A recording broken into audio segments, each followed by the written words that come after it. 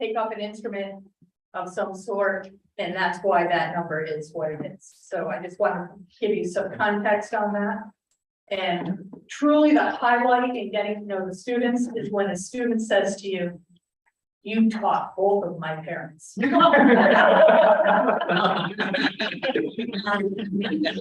there any questions for Jen? So we just don't get away with that one liner. Thank you.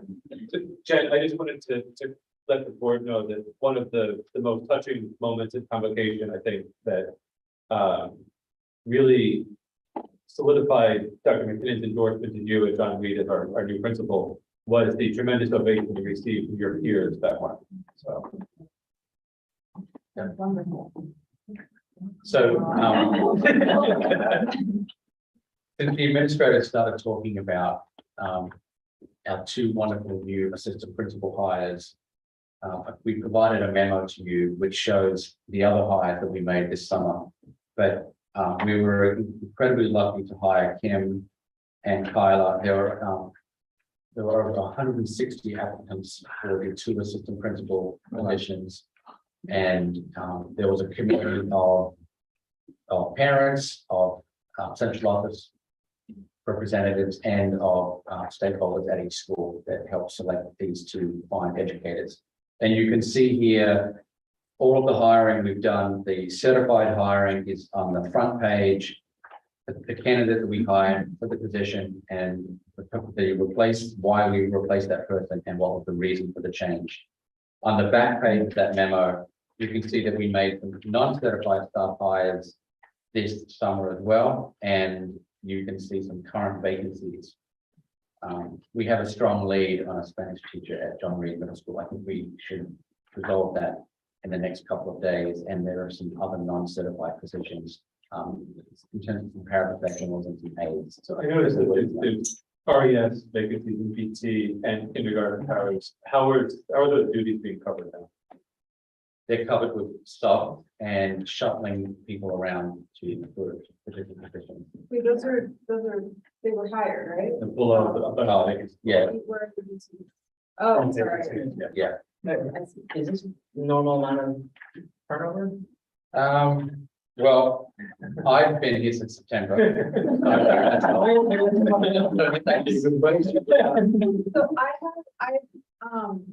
the CES board meeting was last week, and at the end we have district discussions, and this came up, and almost all of the other districts in our region are having similar turnover. In fact, most of them were like, what do we do?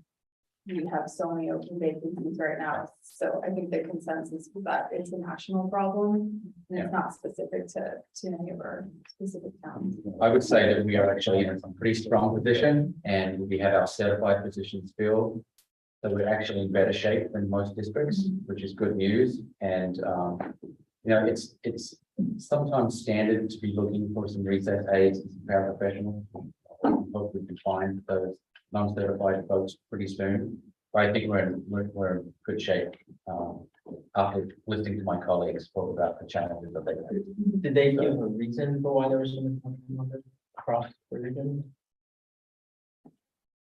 I think that a large reason is certification and people leaving the profession and COVID. Really, Yeah. so that's just this is a summary of hiring. We can go into more detail if you like, but that's just kind of a snapshot of where we were. I think it's helpful. Great, yeah. Yeah. Also impressive at this time to be able to fill this many positions. Yes, And time travel, Good job. the date is tomorrow. Oh, yeah, that's right. You did, yeah. He expected that if I get that in 4 hours. Right. Right. So we're ahead of the game. So thank you so much for the administrators, and we've got. Thank you to Vicky also. Oh, and Vicky, yes, I did. The other person that got a standing ovation at convocation. By the way, convocation is where you bring in all the staff and you have a welcome back message, which is part welcome back and part our goals and strategies for the year. So the other resounding round of applause was for Vicky, she's our human resources department of one. And so she did a lot of good stuff. So we have a quick update from Gender Contact, who is our director of special education. I do want to just echo what Dr. McKinnon said, was that, we've had 2 new hires in, Reading Elementary School, and I think they're very strong, you know, Melissa Parrish and Dominica Pellegrini, you know. When we opened the new British class, this year, that we had vacancies, we moved things around to able to bring in Melissa to us. One of the things that I just wanted to update is, we are hoping that next month you will see a new format for the board of reports. The numbers, I know only tell part of the story, and I've said that many times. So we've been working very closely with the supervisors, and with my partner in Region 9. We really want to make it more student centered. You know, we're so moving forward, we probably will start showcasing, you know, some of the successes of our students in our programs. So you'll see a new format next year. I wanted to be aware of that. The CP said the new IEP that I talked about last year is up and it's running. Is it perfect? No, it holds a lot of promise, but we are in the process of doing parent coffee hours. So beginning next week, we're doing 4 coffee hours plus a room session to introduce parents to the new IEP and to answer any questions they may have. So that's really all I have to say. Any other questions? Okay, so we'll turn it over to Ms. Sarah Stefani, who is our Director of Finance, Operations and Technology. We have an update from Sarah. We have just some overview. So in your board packet, you will see our current budget. Yeah, that's. But I did not want to focus on that because that new budget is not, that just sort of tells us exactly where we are at this snapshot in time, and we're very new to the school year. But I was certain that you would want to see where we were at the end of last year. So we were able to identify these numbers are very similar to the ones that you saw in my last update to you. They are just narrowed down a little bit more. We still have some final costs that are outstanding in some areas for school security enhancements and the RES water filtration system. But that is what makes up the encumbered funds of approximately 68,000. And then you had a motion that you wanted to transfer unspent funds to fund up to 600,000 in your health insurance account. And so at the very bottom of this memo, you will see where I believe we will end up with remaining estimated unexpended funds to return to the town. So that's an update of where we are. Any questions on this? Does anyone have questions? Relatively straightforward. Okay, so we have a follow-up to that. Yeah. With the $369,060 returning to the town, we have some ideas on how the town can spend those funds. So we took the liberty of preparing this memo. Pass this along. Chris, can the board still decide to use that money for the schools, or it has to go to the town? That's what we've been. Because it wasn't encumbered in last fiscal year, based on the way that we structured the decision to move money up to 600,000. That's the spillover that would be unspent to go back to. Okay, so I received a communication from Wes Higgins, who is a member of the Long Range Planning Committee. And he asked us for some recommendations for capital projects. They have a meeting next week. So the timing of identifying our unexpended funds, which goes back to the town in the amount of $360,000, and their request for capital funds is intersecting at the moment. The Reading Board of Education does have a Reading Facilities Committee, which is chaired by Mike D'Agostino, who is in the audience. Mike, raise your hand. Thank you. And so the Reading Facilities Committee does have a capital plan, which was last approved by the Reading Board I believe in, you see, was it in May? Or was it on May 3rd? Okay. So the memo that you see in front of us is some recommendations that perhaps could align with the Reading capital plan at the same time that the long range planning committee is asking for recommendations on capital projects. So the capital plan identifies, let's say 15 different projects, and it identifies those projects according to priority. So priority 1 being the most urgent projects, priority 2 and priority 3. And some of the most urgent projects are things like the boiler replacement over Reading Elementary School, which is something that we identified as priority 1, and a couple of other projects that you see on page 1. So we just wanted to bring that to your attention. This is communication that if the board wishes, we can provide to the long range planning committee as they deliberate on capital projects that they may wish to spend some funds on.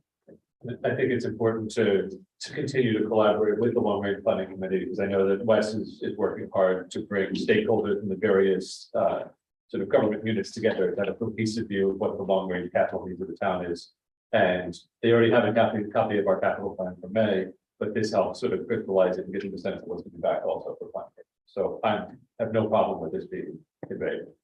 Do you need a vote to? No, I don't think so.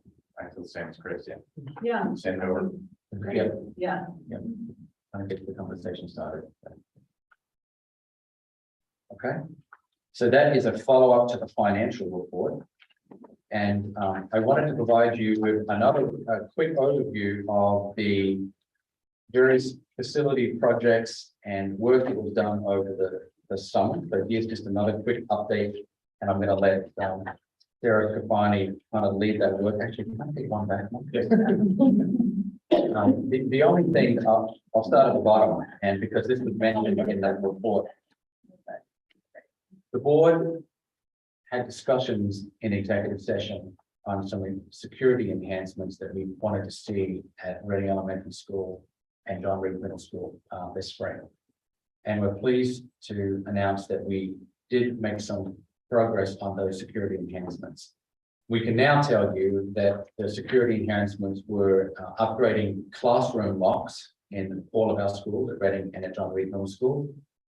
Also improving the entrance to John Reed Middle School, now including 2 locked vestibules. So previously it was the locked door on the outside, and then those doors were open. And so now we have a double locked vestibule with some added enhancements, which I won't go into, but so that work was done, including the classroom locks. We also included an airphone at the beginning of at the entrance to the just out here to the library to increase security and surveillance when students are coming in for a homework club. And we upgraded a couple of other exterior cameras as well. So the security enhancements at John Reed Middle School and at Reading Elementary School were successfully completed, including an upgrade to an exterior door and the way in which staff scan in and out of the building over at Reading Elementary School as well. So the classroom lock upgrades were important because it increased the speed at which a classroom teacher can lock and secure a door during a lockdown that's needed. Previously, they needed the key, and they had to use the key in order to lock the door from the inside or the outside. And so we all talked about that was an improvement that we needed to make. So other than the security, Sarah can talk a little bit about some other things that were completed this summer. So the typical maintenance of a school over the summer includes floor resurfacing, deep cleaning of the classrooms, painting and tile replacement so that the school, when students come, it's an optimal learning environment for them. We also did for our custodial staff asbestos training. We have one additional person who needs that training. They're the brand new hire here at John Reed Middle School. We also had a tree, some trees fall on the roof here. And so we have some roof repairs that should be completed by this coming Monday. We obviously had an insurance claim, and the damage was done by a storm damage. And then in the right here in the outdoor cafeteria seating area, we were able to, resurface that. That also will be completed by Friday.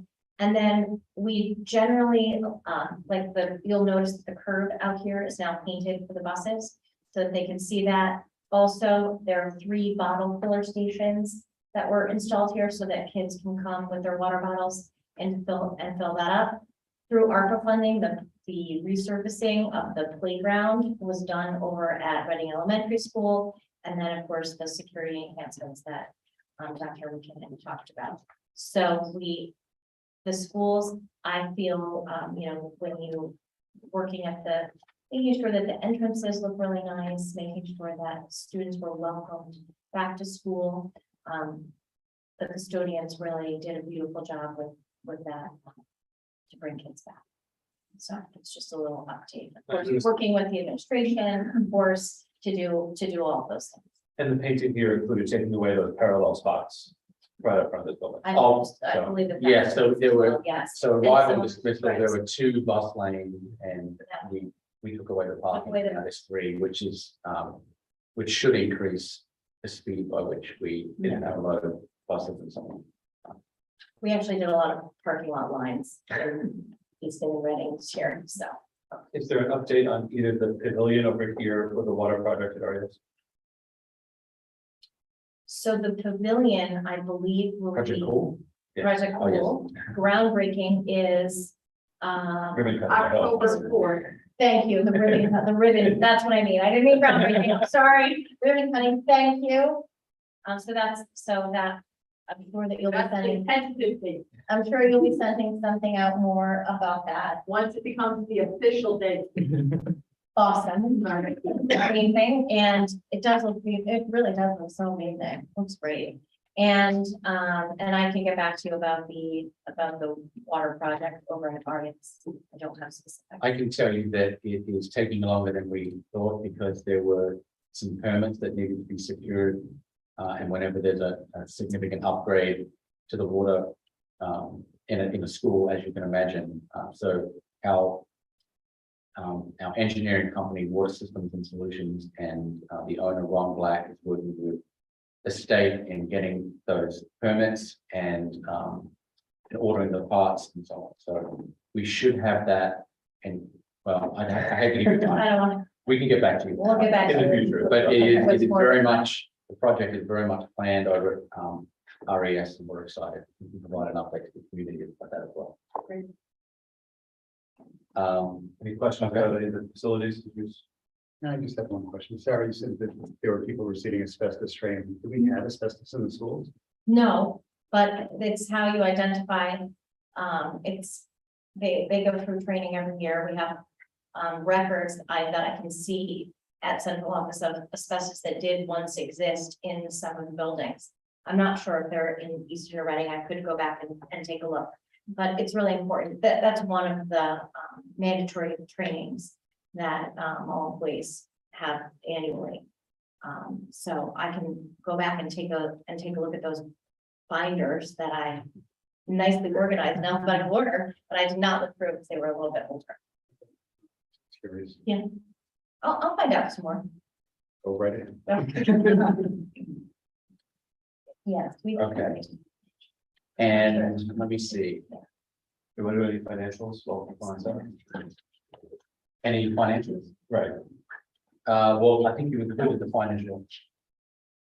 Do you want to go into the budget object summary? So the budget object summary, I'm gonna come back to the board next month and ask you to take a look at reclassing some of the things that we decided on in the budget, so that summary just becomes more relevant as the year begins. So I'm not ready to do that at this meeting, but in October, I'll be asking you to move some funding around with some explanations as well. So a really specific example of why might be that we had one person who was at John Reed changed, and now they're at RES, but their salary follows. So I want to make sure that we update those salary lines. And so that will board approval, it will be more than a small. It's obviously early in the year, but besides energy costs, are there any sort of red flags ahead of the budget? At the moment, no, but I will be asking, I will be coming to you and asking for some reclassifications as time goes on. And there is one transfer in this report, and that's exactly what it is. It was something that was budgeted in one particular line, and really, I'm hoping that this year we can create some alignment with some of the other districts. So that I'll be coming back to you to ask for that. For Stephanie, actually, so can we expect to hear information on the testing results next month? Next month. So next month we'll do a full presentation that includes information about student performance on many different data points, and then also the school goals district. Okay, do we look at that against the national performance in terms of change? Because I've read some of the Yeah, the preliminary NAEP reports, and I know particularly. We typically compare to our DERG within Fairfield County.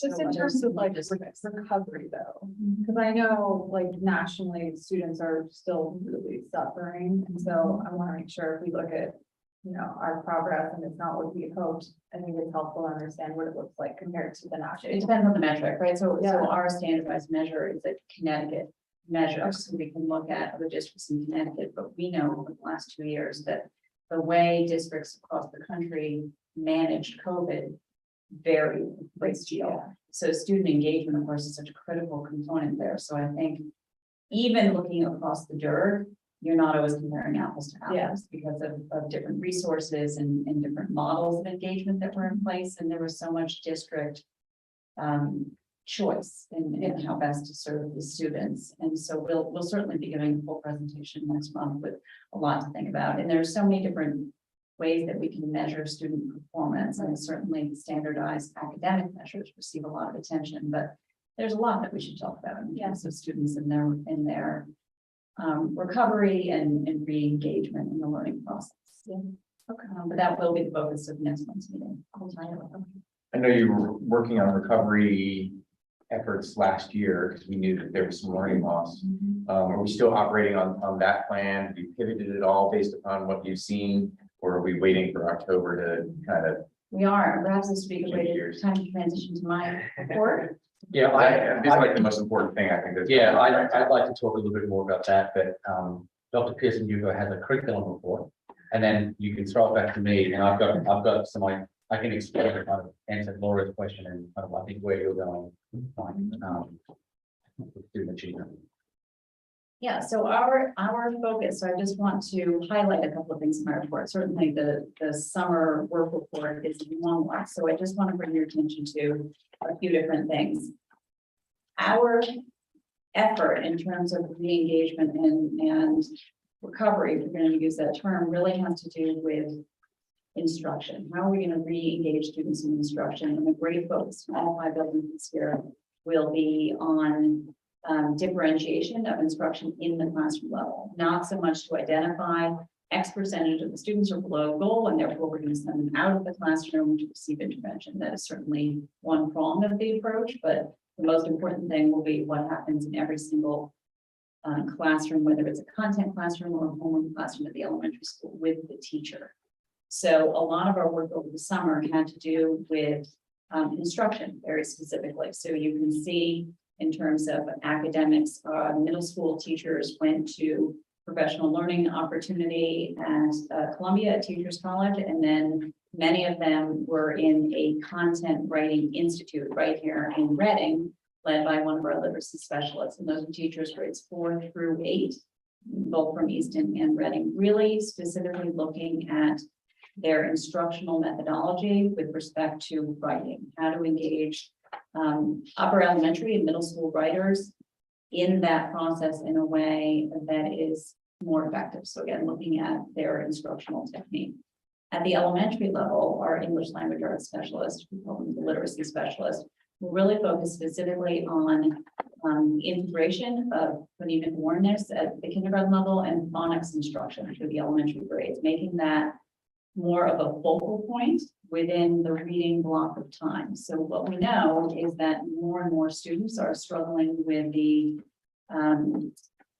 breaking the code, learning the code of reading, decoding in higher grades than what we saw historically. So we need to be able to provide that type of very specific, explicit instruction beyond kindergarten and first grade, and now even beyond second grade. So our teachers need the professional development, but they also need the guidance. So our literacy specialists spent time really helping to break down that reading block so that they can help the teachers manage the time and give them the instructional strategies. So they created a map of the units within the year, looking at here's the total amount of time within your block. You need to figure out, 20 minutes on this aspect, 20 minutes on this aspect, and then this is the resource, and this is where you need to go. So the teachers really need, they certainly have the skill set, but it's giving them that map to help them to balance the time so that they can be more responsive to needs of the students in their class. And we are seeing greater needs at higher grade levels than we have. And so that was part of the summer work that will help our teachers get the year started on the right foot. Moving on, and I will attempt to be brief, Dr. McKinnon. In STEM, we had our 6 through 12 STEM pre-engineering and engineering teachers participate in professional development at Sacred Heart University with a consultant who's really become a wonderful collaborator with us. And that was really to create a common approach using one software tool. It's called Fusion 360. So that all of the students beginning in 6th grade are given the same foundation, and that will allow our students, when they get to the more advanced coursework at Barlow, to go further, because they're not needing to learn a new software tool, not needing to learn a new way of doing things. The more we can get the 6 through 12 group to work together, the more advances our students are going to be able to make.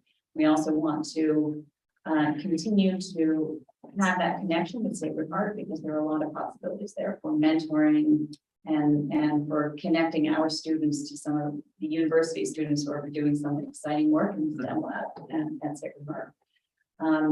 At the elementary level, looking at math, we know that in our first year of our math program implementation, the assessments were simply taking our students too long. First time through, you can't really know it until you do it. But a great deal of time was spent in June and then through the months. They're very dedicated elementary math specialists and Melissa Knoll, looking at those assessments and then shortening them, being sure that we're still including the questions that are aligned with the priority standards, but making the assessments more manageable within the amount of time, so that students' focus of their time is on learning, not on being assessed. I noticed that that's under K through 9 math work, and I think it's really valuable to make sure that we have that division from elementary school through into Barlow. There's been sort of points in time where there's a question about the middle school transition, the high school transition. And I noticed everybody is represented here except John Reed. Is there a reason behind John Reed's absence? There is not a reason behind the absence. The way that we manage the transition conversations, specifically looking at middle school to high school, was that included.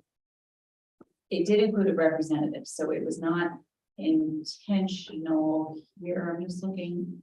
I think it's just a typo that they're not included, because the transition discussion is. They're very much student-based, so we really look at student performance at the end of the year, and the teachers join on either a Meet or a Zoom or via phone to go through the student roster and really pass the baton. Say, this is what I've noticed in my classroom. This is what you might notice within a standardized measure, but this is what I see in terms of learning behaviors in the classroom, to really help the students begin their 9th grade year on the right foot, with the receiving teacher having as much information.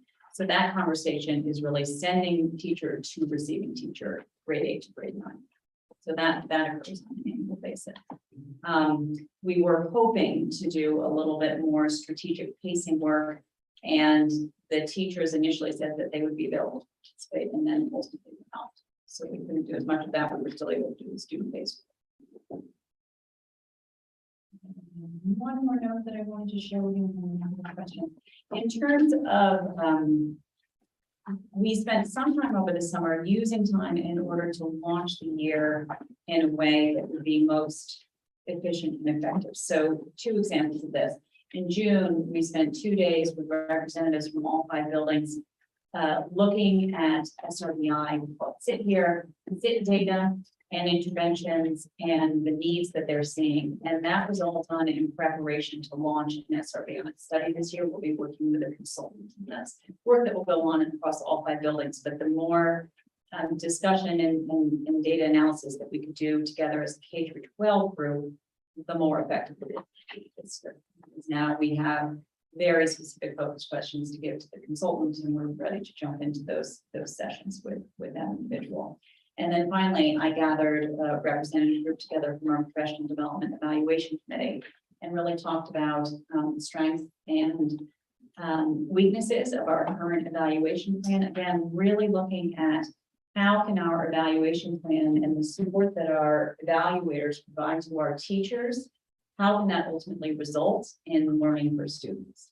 So is our evaluation plan the right plan? Are we using the right tools when we conduct observations, when we coach teachers, when we encourage professional learning? And so that work that we did over 1 day this summer will help us to launch a more focused study and revision of our ER9 evaluation plan this year.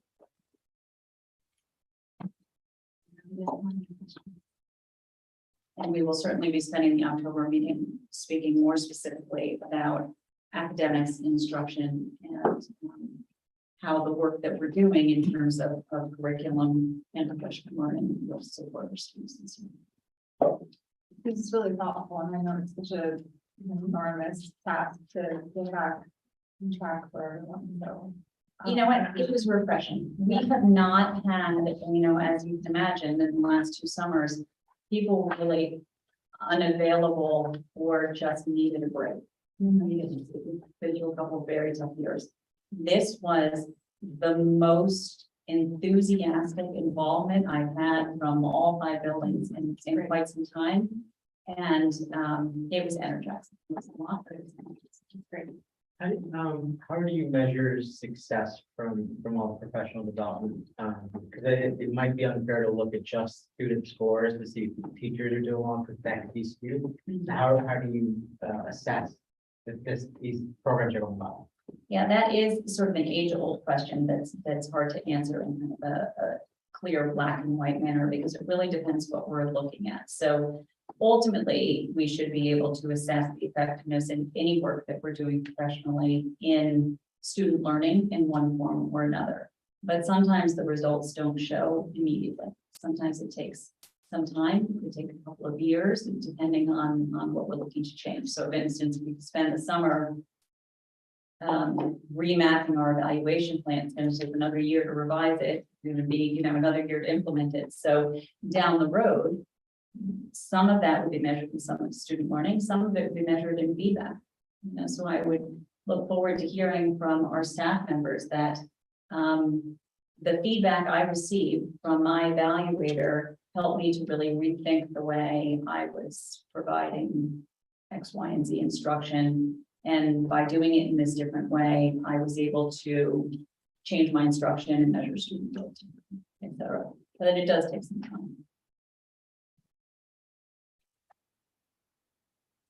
Okay, any other questions? Thank you. Okay. Just a brief pause where we take a night to our administrator. Thank you. Just one final thing, which is more my report. This is our 4 day, we're 4 days in right now, and I would like to say this has felt like a very smooth opening. We've been in all the schools. The teachers feel much more comfortable than they have in the past, and I believe the students are feeling that way as well. And if you check out my Instagram page at ER9 District, you'll see a lot of photos from the various schools, and you'll see some classroom photos as well. So students are feeling very comfortable. We're at 1,600 followers, so if you haven't followed yet. So, we've reported some really good feelings in terms of the back to school. But in terms of some of your questions about student achievement and how do you know what we're doing is working and how do you measure those things, we did start having conversations in the spring about what our strategic priorities were. And your strategic priorities, if you're part of an organization, whether you're corporate or a school system, you start by identifying what your stakeholders care about. And so we've collected a lot of raw data about what we value. And we're in the process of identifying some strategic priorities. And we've done that at a convocation most recently. We have a committee and we're getting broad stakeholder feedback about what those priorities are. So we will present to you at the end of October during the joint meeting of the Eastern Reading Region 9 and boards, a kind of a draft. These are our areas that we focus on. So that work is coming up. But when you develop strategic priorities, you take primarily from 3 buckets. And I just realized I don't think I'm showing you this slide, so I'm going to make sure I get that right now. And those slides, those areas are, what we value, which come from our stakeholders, climate and culture, what high quality instruction looks like, which includes high impact instructional strategies, goals and metrics, professional development and training, and also what our priorities are, which identify various actions and strategies which drive our resources and our investments when we get to the budget. So these 3 areas are areas that we're going to focus on during the strategic planning process. But what we're going to present to you in October is what our student achievement data looks like. We'll present something to you called a district improvement plan, which is a DIP, and a school improvement plan, which is a SIP.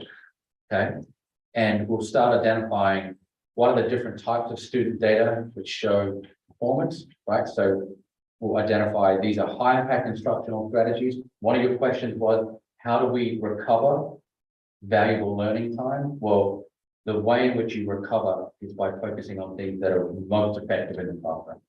Okay. So that's one of the things we're going to articulate. These are the most effective classroom practices. We're going to measure what they are, and we're going to assess whether they're happening in our classrooms. Second thing is student performance data, not just our standardized data, but what other performance data is important in classrooms. So we're going to show you what those areas are. And then the third area is going to be family engagement and school climate data. So how do students feel about coming to school? How are we engaging parents and families about their child's progress? Are we all on the same page, and so on? So the October meeting is going to be district improvement goals and metrics, school improvement goals and metrics, and we'll show you a variety of things that you'll be able to determine and look at whether we're making progress. So sometimes it's not about whether a student increased by 10% in math. Sometimes it's 10 high leverage action steps that we're going to accomplish over a period of time, which research has demonstrated those things improve student learning and an organization's effectiveness. And have we accomplished those 10 things? Those things will be in our school improvement goal. So October is a really important meeting. It sets us up for the year. It shows us where we are, and it shows us where we're heading. So that kind of concludes my administrative report. If you have any questions about that, we're happy to take them. And then if not, we can go on to the next agenda item. Questions? All right, we'll move on to board committee reports, and we can start with the curriculum committee report, which I think I can anyone to give. Well, I'm going to defer to Dr. Pearson Hugo, which is just the 2 things that, and Laura as well. Sorry, and Laura, this is your committee. You have a joint curriculum committee, and you've done some really valuable work. So are we just updating from the last meeting? Yes. Okay, we covered this briefly before, right? Right. Okay. Do you want to give it? No. Okay. So, we made a couple of decisions to update curriculum at John Reed Middle School. One was, and John was there as well. One was to update the video, the sex education video. The previous one had been just wildly out of date, and we previewed the new one, and it looks great. It's a lot fresher, and it felt a lot easier for children to watch the video and not feel just outrageously uncomfortable. The content was more or less the same. There were no new concepts included or anything like that. And then we did make one decision to remove, what did we remove from the We beginning? removed some, there was a little bit of advertising, so we removed There was a little bit of advertising advertising. and, there's an initial, skit that was removed. Yeah, so we cut it down to basically just be the, must have, text by content. But again, we didn't, add any new, topics or content, anything like that. And then, of course, that's something that families can always opt out of as well. The other decision that we made was to replace the book, the main book that's read in the 6th grade. What's the name of that The book? core novel, so they moved from, Esperanza Rising to, Fever 1793, which is about the yellow fever. Yeah, and it's a really lovely book. I felt that it was a lot more engaging of a read, and at that age, I think it's really important to, keep the kids, Think As about things- academics. well, yeah, kids more excited about reading, and it felt really, it was a good read. I thought it was a great book, and then, yeah, of course, the kids had some sort of connection to, just coming out of a pandemic and massive changes like that. So there was that sort of connection to it as well, but everyone on the committee that read the book, really liked it as well. What did you switch from what to what? Esperanza Rising was the 6th grade core novel. 6th grade core novel. And then we went to Fever 1793, Fever. the historical fiction set in Philadelphia. And those were the two, I think those were the two votes. That was not a vote, actually, so That that was changing the not a core vote. novel was not a vote, that's changing a resource. The other vote was on the grade 6 through 8 social studies.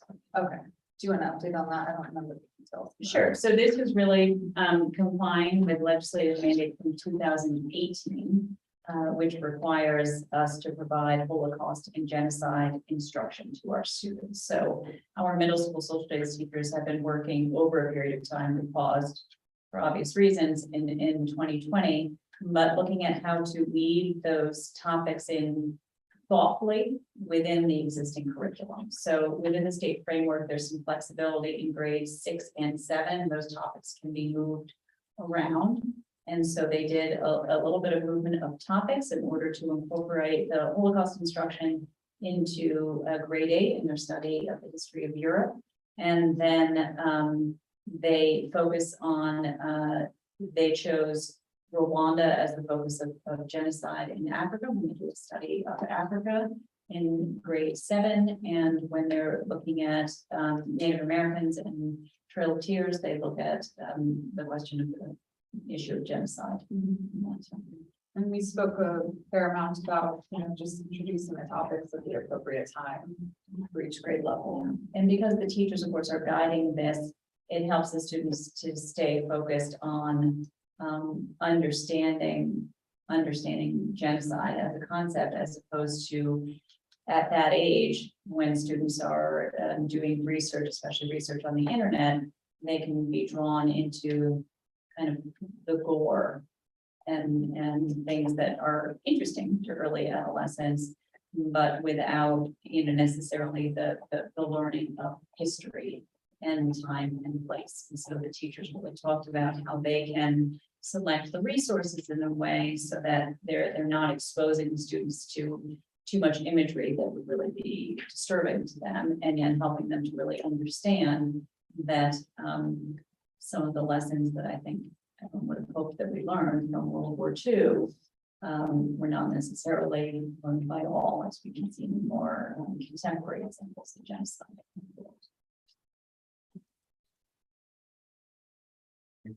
Okay, Laura, Stephanie, any questions?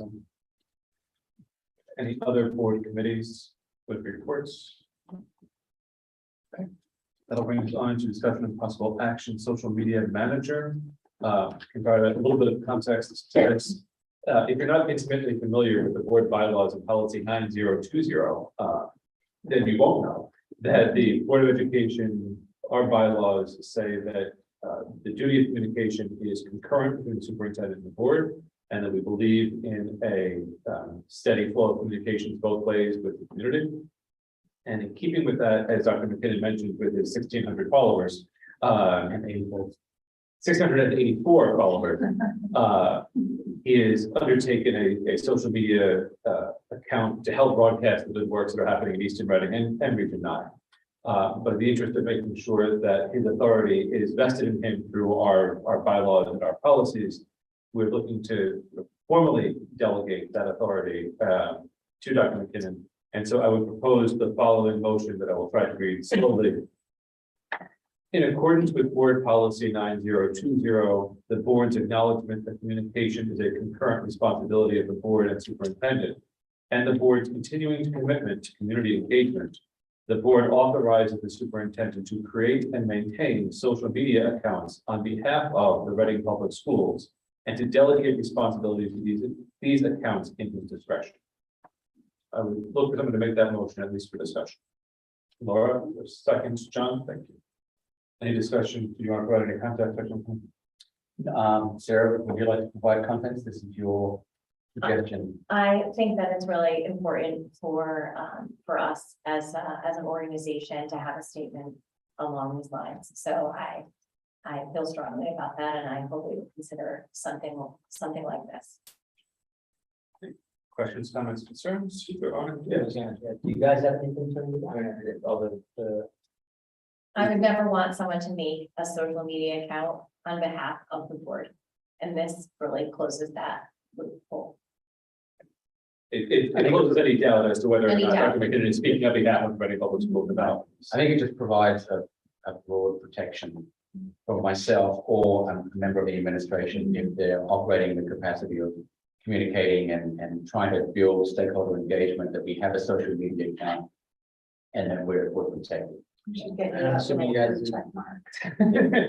assuming that it's secure, you know, because I can imagine if we have an official social media account, we gotta have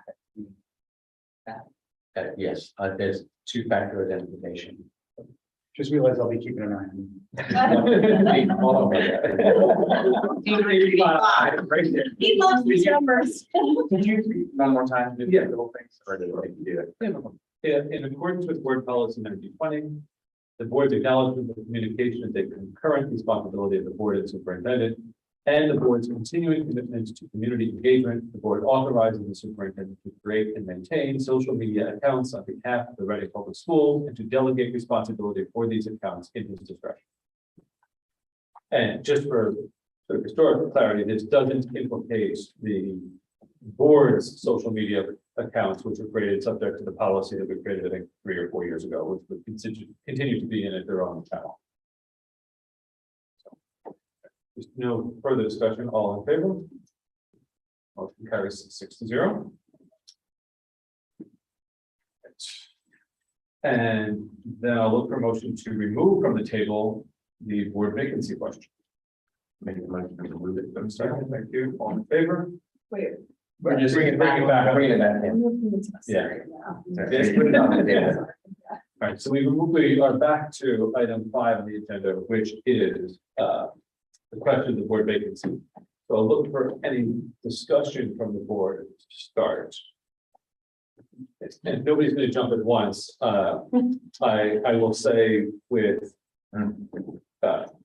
all sincerity that we make a lot of difficult decisions, and this is right up there, possibly at the top of the list. I know, Mike, you've been through 2 or 3 of these before. Yeah, it's probably my least favorite aspect of board work. I feel like I'd rather have the voters make this decision, but you know, it's in our bylaws. When we have the vacancy, we need to fill it, and we got to go through this process. I got to tell you, I'm impressed that we had 4, qualified, really nice people come forward, and looking forward to next November. We can't appoint everybody, although in the executive, I can't say what we said in executive session. Anyway, looking forward to November. There's going to be, more opportunities coming up. So.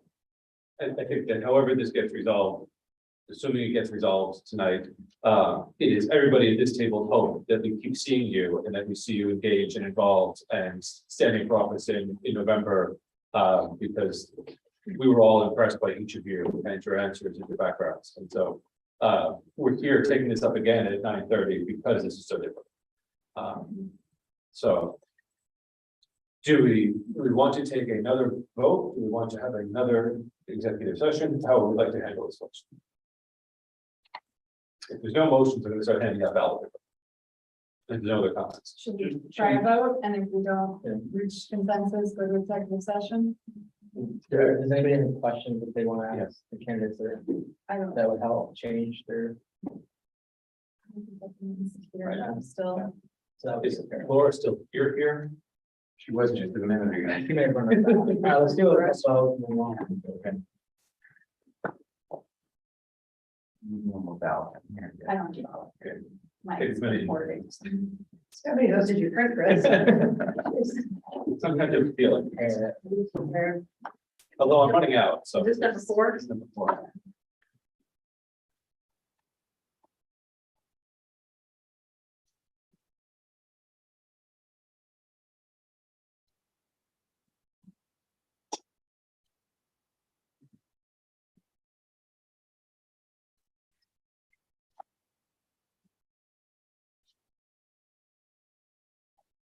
Sorry.